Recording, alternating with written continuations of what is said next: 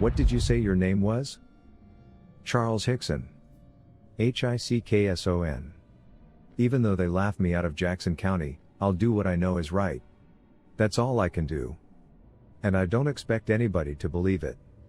It's just unbelievable. We just have to know what happened. What happened to y'all from the very beginning? Okay. Calvin and me, this boy he works with me, we went down below the grain elevator along the river. We caught a few hardheads down there, a couple of croakers, not much.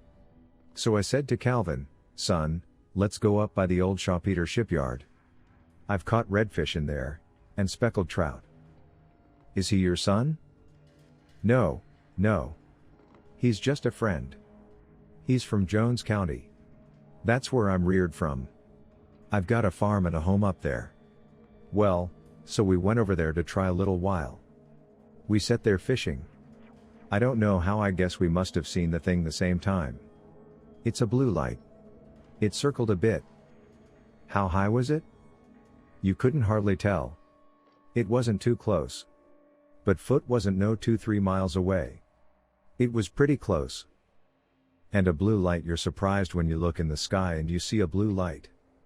It really calls your attention to it. Then in just a little while, it come right down above the bayou. You know, about 2-3 feet above the ground. How close was it? 25, 30 yards. But it might have been 35, 40 yards.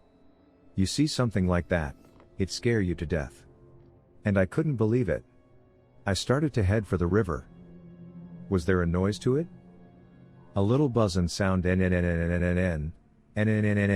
just like that, that's all. Wasn't any backblast or anything. And, you think you dreamin' about something like that, you know. And I started to hit the river, man. And Calvin he went hysterical. What's Calvin's last name? It's Parker. Calvin Parker, Jr. He's got his father's name. Charlie paused a moment, then went on. So we was right on the river. It didn't hit the ground. It hovered.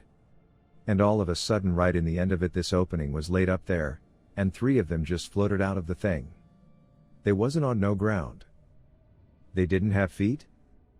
No, they didn't have toes. But they had feet shape. It was more or less just a round like thing on a leg, if you'd call it a leg. I was scared to death. And me with a spin and reel out there, it's all I had. I couldn't, I was so scared, you can't imagine. Calvin Dunn went hysterical on me. Then what happened? They walk on up to you? They just glided up there to me. Then one of 'em made a little buzzin' noise, and 2 of 'em never made no noise. What kind of noise? Just z. It sound like a machine? Yeah, like that. It might have been contact in the others. See, I don't know. By then I was so damn scared I didn't know anything. And 2 of 'em just floated around behind me and lifted me off the ground. By your arms? By my arms. With their pincher things. They must have done something. I just raised off the ground. They didn't use no force though? No force. They didn't hurt me. I didn't feel nothin'. How was your buddy doin' then? He just passed out on me. And they glided me into that thing. You know, how you just guide somebody. All of us moved like we were floating through air. When I got in there, they had me, you know, they just kind of had me there. There were no seats, no chain, they just moved me around. I couldn't resist them, I just floated, felt no sensation, no pain. They kept me in that position a little while, then they'd raise me back up. You said they had some kind of instrument on you, didn't you? Some kind of instrument, I don't know what it was. I didn't see anything that I could call an instrument that I've ever seen before. What did it look like? Could you describe it? I just couldn't describe it. Was it like an X-ray machine? No, it wasn't like no X-ray machine. There ain't no way to describe it. It looked like an eye. Like a big eye. It had some kind of an attachment to it. It moved. It looked like a big eye. And it went all over my body. Up and down. And then they left me. They left you inside the machine? Left me right by myself. And the position they had me in, I couldn't move. Just my eyes could move. And I don't know how long they left me. I don't even know if I stayed conscious, but I think I did. And then they came back. How long did they leave you? I don't know. I never wear no watch. How long would you say? I'd say 20 to 30 minutes.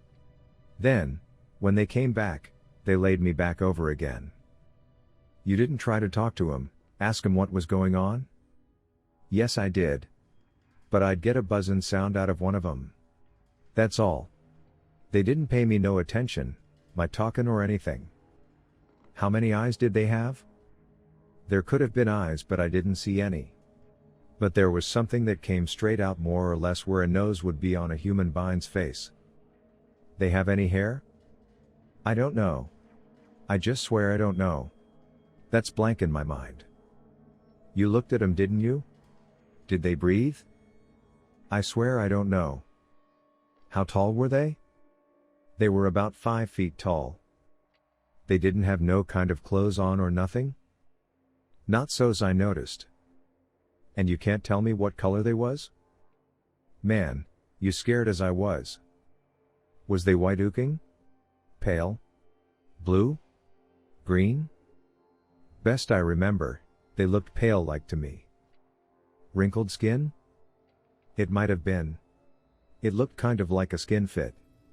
They might have had something on, they might not have. I don't know. You say below the nose there was an opening?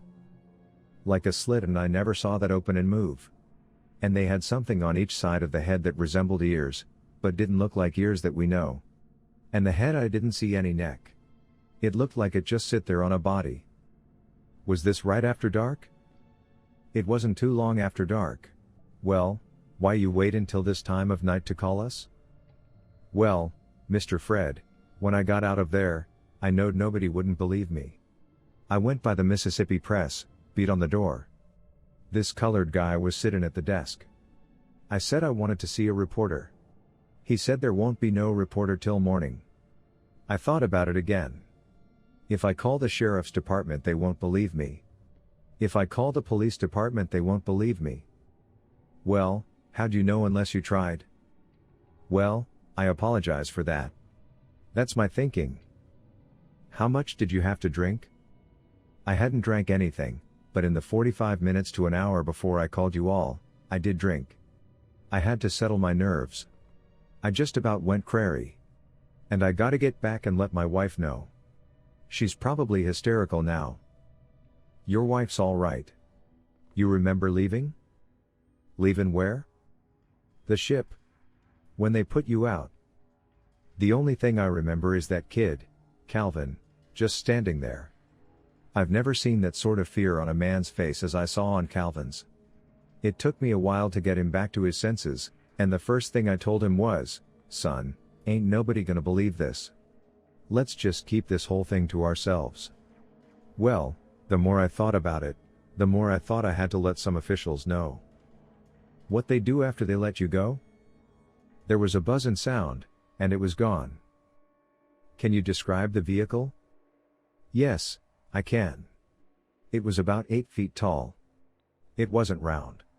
It was oblong, sort of oblong, and the opening it had was at one end of it. The only lights I seen on the outside was that blue light. Inside, what lights they have? I didn't see no bulbs or anything. It just glowed light. But it was real bright. Charlie told how he's tried to call Keesler Air Force Base and how they told him to call the sheriff. There were a few more questions and the interview was over. Charlie's voice was shaky as he said to Calvin, "I can't take much more of that."